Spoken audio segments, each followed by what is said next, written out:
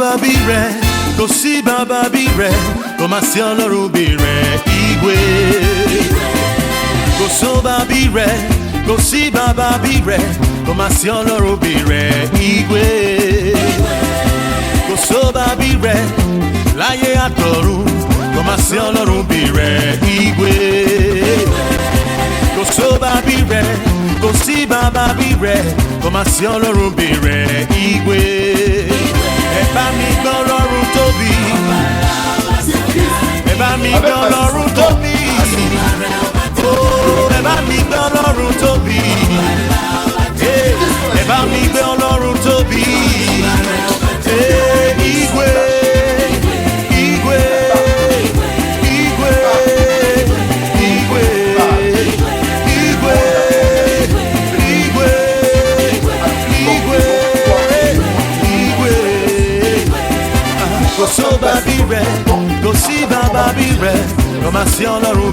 La mardi en vue, c'est qui continue à se passer. Et ceux qui sont là cet après-midi, je pense que c'est la journée des femmes, je crois, aujourd'hui. Hein, pasteur? Oui. À chaque fois, nous sommes abandonnés à nous-mêmes pour la gloire de Dieu. Mais on vous aime, les sœurs. Amen. Amen. Vous savez, le ministère des femmes, c'est un ministère puissant. Dieu a beaucoup utilisé les femmes dans la Bible. Les femmes ont été toujours au bon moment, au bon endroit. Amen. Et ils faisaient la bonne chose. Amen. Si vous êtes là au bon endroit, au bon moment, faites la bonne chose. Amen. Amen. Amen. Dieu m'a mis à cœur aujourd'hui, cet après-midi, de parler de quelque chose. Sauvé pour servir. J'ai été sauvé pour servir. Tu as été sauvé pour servir. Cet après-midi, tu vas comprendre l'importance d'être choisi au milieu d'une génération qui a été perverse, au milieu d'une génération qui a été corrompue. Et Dieu a dit, je te mets de côté et je te donne la vision de me servir. Amen. J'ai été sauvé pour servir. Tu as été sauvé pour servir. Raison pour laquelle tu as pris le soin d'être là dans la maison de Dieu. Mais il y a un problème. Alléluia. C'est ce que nous allons voir cet après-midi. Il faut que Dieu te permette de comprendre pourquoi tu es là et pourquoi tu dois le servir. Parce que nous savons que nous aimons le Seigneur, nous prions, nous jeûnons, nous demandons les choses au Seigneur. Rien ne marche parce que la Bible dit, vous priez et vous demandez, vous ne recevez pas parce que vous demandez mal. Et cet après-midi, la restauration va nous permettre de comprendre pourquoi nous avons été choisis, pourquoi nous et pourquoi nous devons le servir. Être sauvé pour servir. Je suis sauvé pour servir. Tu es sauvé pour servir. On va traîner un petit peu tout à l'heure, comme le serviteur de Dieu tout à l'heure, dans les livres d'Exode, qu'il a parlé de l'histoire de Moïse. On va essayer de voir ça tout à l'heure. Alors, je pourrais introduire cet après-midi mon message en disant qu'aujourd'hui, beaucoup de chrétiens ont des grandes difficultés sur leur manière de comprendre comment servir Dieu. Et la plupart du temps, ils ignorent qu'ils ont été sauvés pour servir. Deux parcours bibliques similaires dans l'Ancien et dans le Nouveau Testament vont nous enseigner cet après-midi à savoir l'importance d'être sauvé pour servir, ce qui fera l'objet de mon message cet après-midi. Alléluia. Amen. Mais lorsque nous lisons le livre d'Exode, nous remarquons au premier chapitre qu'on nous parle là de Joseph. On va commencer à nous parler de Joseph dans Exode chapitre 1, tous les chapitres. Mais la Bible dit que Joseph était d'une grande famille et sa génération a été bénie et a été nombreuse. Alléluia. Amen. Joseph est parti, la Bible dit qu'il est parti terminer sa vie, mourir en Égypte. Même ses frères également étaient morts en Égypte. Alléluia. Mais celui-ci qui avait une grande famille, qui a fini sa vie en Égypte, Dieu avait quelque chose dans une descendance très très conséquente. Dieu avait prévu la descendance de Joseph, ce que nous allons voir cet après-midi, qui va faire quelque chose. Bien aimé, cet après-midi va se passer quelque chose. Je parle de la restauration et je parle de quelque chose qui va naître dans ta vie cet après-midi. Amen. Donc, il faut que tu ouvres tes oreilles spirituelles. Il faut que tu oublies tout ce qui se passe autour de toi. Amen. Il faut que tu ignores tes souffrances, tes problèmes. Il faut que tu ignores ton état pécheresse. Il faut juste que tu t'humilies devant le trône de grâce et que tu acceptes que le Seigneur dépose quelque chose dans ta vie. Alléluia. Alors, bien aimé, l'arrivée d'abord, en ce moment, on a vu quand Joseph est mort, la Bible nous dit qu'il y a un autre roi qui est arrivé. Un nouveau roi est arrivé. Et ce roi, nous le connaissons bien, qui s'appelle Pharaon. Pharaon a pris, n'est-ce pas, la succession, une fois que Joseph est parti. Pharaon arrive à ce moment-là. La Bible dit que ce dernier, subitement, a décidé de tout changer. Alléluia. Il arrive au pouvoir et il décide de tout changer. Ou tu rencontres quelqu'un, tu rencontres une personne, une amie, elle décide de tout changer dans ta vie. Alléluia. Oh, un président de la République arrive, décide de tout changer. Je ne dirais pas le slogan parce que ça ne m'intéresse pas. Alléluia. Il sait que le vrai changement appartient aux enfants de Dieu. C'est nous qui ferons que les choses changent dans ce pays. Alléluia. Il a décidé, Pharaon, de tout changer. Il a commencé à mener une vie difficile aux enfants d'Israël. La Bible dit qu'à ce moment-là, les enfants d'Israël n'ont pas compris, subitement, leur vie a commencé à être la souffrance en demain. Il dit, maintenant je suis le roi, maintenant c'est moi qui dirige, et maintenant tous les bébés, mais pas n'importe quel bébé, mais tous les bébés mâles, tous les bébés, tous les enfants, les garçons vont être tués. Il faut me tuer tous les garçons. Waouh! Il a demandé à les sages-femmes, à toutes les sages-femmes, il a ordonné, il a dit, moi maintenant que je suis le roi, je veux que tous les petits garçons qui vont naître soient éliminés. Comme je l'ai dit tout à l'heure, tu es bien, quelqu'un arrive dans ta vie et décide de ta mort, et décide de t'enlever ton enfant. Imaginez les mères, imaginez le père, quand on arrive comme ça, on dit désormais, on va juste enlever ton enfant, on va le tuer, après l'accouchement en plus. Imaginez la souffrance que tu as endurcie depuis un moment, pendant 9 mois. Et les sages-femmes, qu'est-ce qu'ils ont dit? La Bible dit que parmi ces sages-femmes, il y a 2 sages-femmes que Dieu a permis qu'elles ne puissent pas rentrer dans le plan de Pharaon. Il s'agit de Saphira et de Poix. Ces 2 sages-femmes ont dit, c'est bien ce que tu dis, mais le Seigneur n'a pas permis que ces 2 femmes-là soient corrompues pour faire ce que le roi a demandé. Donc à ce moment-là, Dieu a permis que Saphira et Poix refusent d'agir autrement, comme le roi a décidé. À ce moment-là, qu'est-ce qu'elles ont fait? Elles ont décidé de sauver, alléluia, tous les bébés qui vont naître. Oh, alléluia. Amen. Regarde comment ta vie a commencé depuis la maternité, depuis que tu es né. Tu ne sais pas ce qui allait se passer, mais tu as été sauvé. Alléluia. Amen. La sage-femme qui t'a accouché, elle était capable et libre d'appuyer juste sur quelque chose et que tu meurs.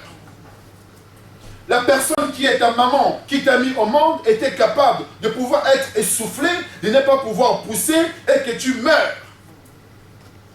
Mais Dieu a permis que la sage-femme qui était dans la maternité où tu es né soit capable de pouvoir te sortir et que tu respires et que tu vives. Parce que Dieu a un plan merveilleux pour toi. Parce que Dieu a un projet pour toi. Il a dit, le projet que j'ai formulé pour toi ne sont pas le projet de malheur, mais le projet de bonheur. Et cela a commencé depuis la maternité. Alléluia. Depuis quand tu es sorti du ventre de ta maman, Dieu a dit, voici sur elle, sur Françoise, sur Boris, j'ai répandu de mon esprit. Voici celle ou celui qui représentera mon royaume. Alléluia. Amen. Elles ont menti au roi.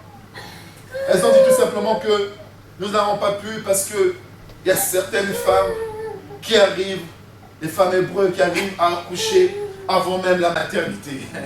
Elles accouchent chez elles. Alléluia. On n'a pas réussi à tuer tous ces enfants. Mais ce n'est pas elles qui n'ont pas réussi.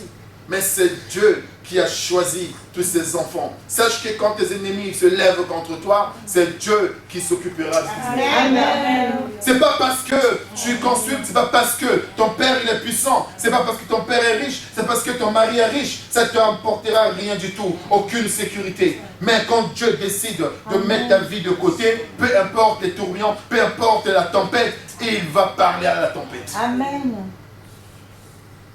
Elles ont été bénies, ces deux femmes. Elles ont mis de côté. Waouh! Le roi a appris qu'il existait encore des bébés garçons. Sache que l'ennemi apprend que Françoise, tu es encore en vie. Nathalie, elle est encore en vie, mais c'est pas possible. Marc vit encore, c'est pas possible. Elle se met encore en colère, cette personne qui s'oppose à la réussite que Dieu a mis pour toi. Sache que tous les jours, tu suscites les colères dans le cœur, dans la vie de certaines personnes. Et pourtant, tu n'as rien fait. Rien que ta façon de vivre. Tu es tellement heureuse. Tu es tellement contente. Tu rayonnes tellement. De l'onction de Dieu sur toi. Tu suscites les colères. Mais sache que tu as été sauvé pour servir. Tu as cette grâce-là pour servir. C'est ce qui va se passer cet après-midi. Dieu va te déposer quelque chose dans ta vie. Tu vas être une femme distinguée. Le roi se met en colère, il a dit, waouh, comme le premier plan n'a pas marché, je vais entamer le deuxième plan. Le plan B, il a endurci encore la règle. Il a dit, cette fois-ci, je veux que vous fassiez tout pour me tuer. Et vous prenez tous les bébés, garçons, que vous n'avez pas pu tuer et que vous me les jetez dans le Nil. Waouh! À la maternité, on n'a pas réussi à te tuer. Tu commences à courir dans les escaliers. Tu commences à aller à l'école, tout le monde t'en veut. Mais pourquoi on ne sait même pas? Ton père n'est même pas président. Ton père n'est même pas homme d'affaires. Mais on t'en veut pourquoi? On ne t'en veut pas pour ce que tu es. On t'en veut pour ce que tu as. Amen. Tu es le Dieu des dieux. Amen. Parce que Christ en moi reflète la gloire. Alléluia. Alléluia. Amen. Donc ne dis pas que non. Pourquoi on m'en veut? Pourquoi on me cherche? Mais moi pourtant je suis rien. Qu'est-ce que même j'ai fait? Non, tu n'as rien fait. Mais tu as quelque chose qui te dérange. Amen. La lumière dérange. Amen. Quand l'obscurité quelque part, quand tu arrives, tu apportes la lumière. Amen. Dieu va déposer quelque chose dans ta vie cet après-midi. Il faut que tu sois prêt à recevoir cela. Il faut que tu sois prêt à servir Dieu avec. Waouh! À ce moment-là, qu'est-ce qui se passe? Parmi les enfants qui devaient naître, il y a un enfant qui est né. Un enfant est né. Il était beau. Il était beauté. Il était rempli de beauté. Quand la maman voit le bébé, elle dit waouh, quel bébé. Il avait la santé. Alléluia. Même si Pharaon a donné les lois, même si Pharaon a dit les choses, mais le bébé est né en bonne santé. Et la maman était contente de voir son bébé. Alléluia. Et la maman se dit, mais mon bébé qui est beau, qui est joli comme ça, va être tué, va être jeté dans le lit. C'est pas possible. Imagine, tu sors de la maternité, on va te dire, ton fils que tu vois là, on va le jeter dans le Rhône. Ah, alléluia. Si c'est pas le lion, si c'est pas le caterpillar, c'est pas quoi, vous allez d'abord marcher dessus. Hein. Amen. Une femme est capable d'aller arracher même les dents des lions pour protéger son enfant. Amen. Cette mère, qu'est-ce qu'elle a fait? Dieu l'a inspiré tout simplement. Dans le Nil, qu'on devait jeter les enfants, c'est dans ce Nil-là que cet enfant qui est né va être sauvé. Amen. Alléluia. Amen. Qu'est-ce qui s'est passé? À ce moment-là, le Seigneur met dans le cœur de cette femme qui a été à l'origine de la naissance de Moïse. Ce bébé s'appelle Moïse. À ce moment-là, Moïse est né. Elle veut dire que Moïse était un enfant beau. Moïse était rempli de la plénitude de Dieu. Bon, Moïse était né dans la bénédiction abondante. Alléluia. Arrête de prononcer les paroles négatives sur ton enfant. Amen. Tu ne sais pas qui il est. Cet enfant-là, demain, c'est lui qui viendra te rendre heureuse. Plus que même ton mari sur qui tu comptes là. Ne négligez pas les enfants. Ils ont quelque chose. Moïse, quand il a été né, sa maman a dit, mais comment je vais faire? Un joli bébé comme ça, mais on ne peut pas te tuer. Mais ce n'est pas elle qui disait. C'est l'Esprit de Dieu qui révélait à cette femme de comprendre que ne t'inquiète pas, cet enfant qui est né, qui est joli, qui est beau, que j'ai donné le souffle de vie, c'est cet enfant-là qui sera quelqu'un plus tard. Amen. Alléluia. Amen. Combien ont avorté parce qu'ils ont peur de la circonstance? Je n'ai pas de moyens, je n'ai pas de mari, je vais avorter. Vous savez qui vous avez tué? Vous savez qui vous avez perdu? Combien de personnes ont refusé de tomber enceinte parce que j'attends d'abord avoir l'emploi, j'attends d'abord avoir tel moyen, j'attends d'abord avoir un homme idéal parce que je suis seul. Qui t'a dit que tu es seul?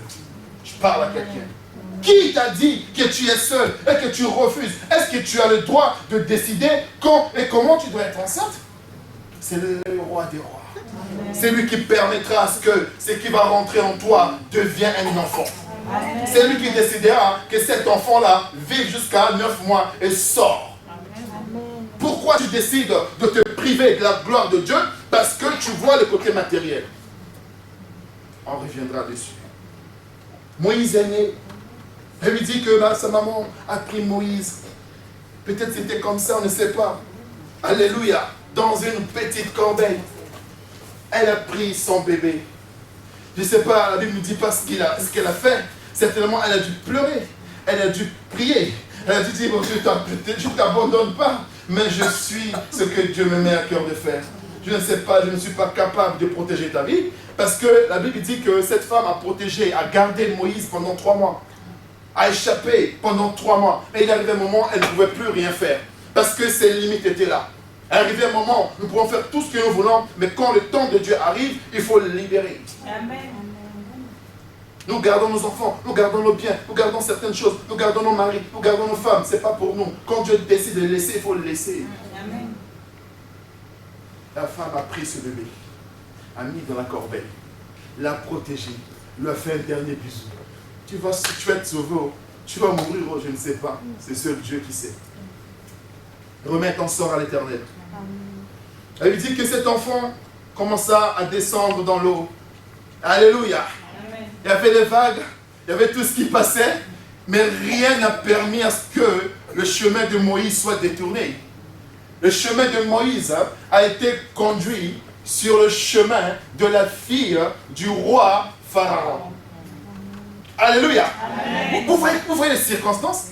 Il est né dans un pays de guerre, dans un pays où on voulait le tuer, et on le met sur un chemin qui pouvait le permettre d'être sauvé, mais il va tomber encore entre les mains de la fille de celui qui veut tuer. Toi, tu as eu des situations comme on dit, mais qu'est-ce que même j'ai fait au diable? Qu'est-ce que même j'ai fait si tu commences à pleurer? Je les ai abandonnés là-bas. Je viens ici, ils me suivent. Je vais là-bas, ils me suivent. Dans la cantine, ils sont là. Dans les cérémonies, ils sont là. Dans les mariages, ils sont là. Dans la famille, ils sont là. Mais je vais faire quoi? Alléluia. Amen. Sache que Dieu crée certaines circonstances pour que son nom soit glorifié. Amen. Il a permis que Moïse ne puisse pas aller de l'autre côté parce que c'est un bébé, il ne pourrait pas s'en sortir.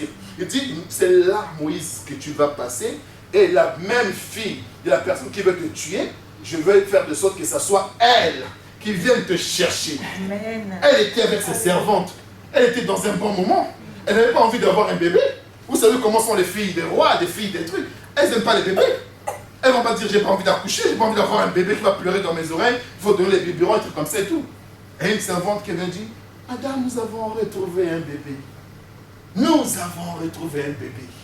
On a pris un bébé qui pleurait. Je suis sûr que c'était les pleurs de dire, hé, je suis là, je suis là. Alléluia.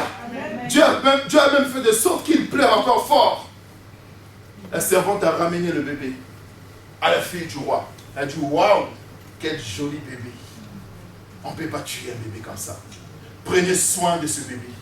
Elle lui dit que c'est cette femme qui donna le nom de Moïse. Moïse qui signifie retirer. Retirer de l'eau. Alléluia. Je l'ai retiré de l'eau. Alléluia. On a amené cet enfant à cette femme. Cette femme a donné l'ordre qu'on puisse prendre soin de Moïse. Quand le moment viendra, Dieu donnera l'ordre qu'on puisse prendre soin de toi. Amen. Même dans ce pays de misère. Amen. Même dans ce pays où les banques sont fermées. Il arrive un moment, Dieu dira, c'est elle. Amen. Donnera l'ordre qu'on s'occupe de toi à travers même ton ennemi. La dernière fois, je disais à ma femme, ne t'inquiète pas. Un jour, le moment viendra, nos cousins, nos parents qui ont de l'argent là, qui sont dans la franc-maçonnerie là, un jour, Dieu donnera l'ordre, qu'elle aime l'argent là. Nous allons prendre ça pour faire les bonnes choses. Alléluia. Ils ne veulent pas venir parce qu'ils savent. Ils ne veulent pas nous donner parce qu'ils savent. Mais quand nous serons en colère, nous allons demander au Seigneur, nous allons prier le ciel. Dieu va dire, ok, d'accord, allez vous servir. Amen. Parce que nous, on ne vole pas, on se sert. Amen. Même nos ennemis viendront nous servir. Est-ce que vous voulez une salle? Oui. Vous voulez où? À l'hôtel de ville. Amen. Alléluia. Amen. Ils viendront payer une salle, ils viendront choisir une salle. Vous voulez quoi? On va nous demander ce que nous voulons. À un moment dans ta vie, tu n'as plus le choix. Tu veux quoi? Tu veux quoi? Surtout pour les sœurs. À un moment de ta vie, tu vois, mais moi, ce qui ne comprend pas, les garçons, ces derniers temps qui m'ont moi, qu'est-ce que j'ai fait même? Alléluia. Amen. Il y a des moments où Dieu ouvre les portes pour te permettre de savoir que tu as été sauvé pour le servir. Dans toutes circonstances, dans la vie, à un moment, le choix détermine qui tu vas être. Amen. Moïse, quand il a été pris, elle dit qu'à ce moment-là, qu'est-ce qui s'est passé? Pharaon le prenait, les enfants commençaient à jeter dans le Nil. Quand les enfants ont été dans le Nil, mais la seule personne qui nous intéresse, qui est Moïse, qui est la fille du roi, a récupéré, qu'il a bien protégé. À ce moment-là, Moïse a grandi. Moïse a grandi dans la protection, dans la bénédiction de Dieu. Mais ce qui va maintenant rentrer dans ce que je vais t'interpeller à comprendre le sens pourquoi cela est arrivé, pourquoi tu as été sauvé pour servir, comprends maintenant ce côté. Alors vous allez vous rendre compte que dans mon introduction, je dis, deux parcours similaires ont permis à ce que nous puissions comprendre pourquoi nous avons été sauvés pour servir. Ces deux parcours-là concernent deux personnes très importantes pour nous. D'un côté, dans l'Ancien Testament, qui parle de Moïse, que nous avons vu le parcours, nous allons voir tout à l'heure, et de l'autre côté, dans le Nouveau Testament, qui signifie la Nouvelle Alliance, qui concerne ce qu'on appelle Jésus-Christ de Nazareth. Et si vous voyez la vie de Jésus et que vous voyez la vie de Moïse, c'est pareil. Ils ont vécu les mêmes choses. Il y a 10 points que je vais te libérer cet après-midi. Sache que dans les 10 points, il y a un message pour toi. Amen. Cet après-midi, il y a 10 choses que Dieu va parler au cœur de ta vie qui concernent ta vie cet après-midi. Je ne connais pas tes problèmes, je ne connais pas tes soucis, même si je l'ai entendu, mais je ne sais pas d'où ça vient, je ne connais pas la provenance de tes problèmes, mais ce qui est sûr et certain, nous ne sommes pas faits pour souffrir. Amen. J'ai la certitude que la galère ne nous appartient pas. Amen. Oh, l'ennemi s'est trompé de l'adresse. Il faut que nous refusons cet après-midi en disant que la galère ne nous appartient pas. Amen. Les souffrances ne nous appartiennent pas. Amen. Nous sommes étrangers dans ces choses-là. Il faut que nous quittions ces choses-là cet après-midi. Mais pour servir qui? Pour servir Dieu. Alors, premièrement donc, le parallèle de Christ et Moïse, ça commence premièrement, le premier point qui te concerne, nous concerne un frère et une soeur cet après-midi. C'est d'abord Moïse et Jésus, ils ont été protégés dans leur enfance. Si vous voyez la vie de Christ, je vais donner les passages, on n'aura pas le temps de lire parce qu'on n'a pas vraiment le temps, il faut qu'on passe un moment dans la prière. D'abord, Jésus-Christ a été protégé par son beau-père Joseph contre le roi Hérode, vous connaissez tous, en se réfugiant en Égypte. Dans le livre de Matthieu, chapitre 2, versets 13 à 15, vous verrez comment Joseph a protégé Jésus-Christ contre Hérode en fuyant d'un pays à l'autre. Et si nous voulons comparer ça à la vie de Moïse, nous avons vu aussi que Moïse a été protégé contre le plan de Pharaon. Dans le livre de Exode chapitre 2, vous lisez à partir de verset 2 jusqu'à verset 10. Donc premièrement, si nous sommes appelés à servir Dieu, c'est parce que Dieu nous a protégés depuis la maternité. Nous sommes protégés, bien-aimés. Christ a été protégé, Moïse a été protégé, nous sommes aussi protégés. Parce que la Bible dit que nous sommes les descendants d'Adam et Ève, nous sommes les co-héritiers de Christ, alléluia. Nous sommes ceux-là qui ont l'image de Dieu, on nous appelle chrétiens, qui veut dire petit Christ.